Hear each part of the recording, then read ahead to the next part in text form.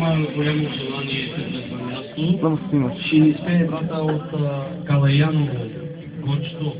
Има дарба напаление, има дарба за проповядане. Искам да кажа на цялата църква, тук съм на това място и цялата зала, където ние се събрахме там в това място, американците не са го платили, говоря пред тях. Тази зала аз се платих от моя джоб и ще мине един малък дискус, тези, които Бог ги е благословил, за да може това, което ние даваме, да го даваме от сърце заради Господа. Може да обясниш, да кажеш на тях. Добре.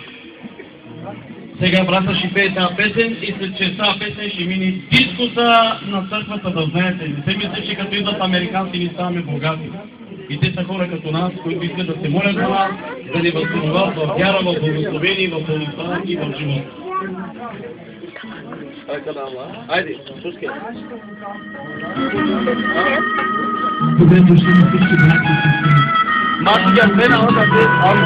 В общението на Бога. Защото всеки един, който се прави пред Христос, ще получи благословение от Бог, любов. Защото преди малко аз видях Бог, как се прави на тези, тогава в всички народи. И иска всеки един от нас да издигне своята нужда пред Бог. Всеки един, който издигне пред Бог своята нужда, Бог ще даде. И отчаян вървиш и се питаш защо от съдба хиляди души от Христа нима слънцето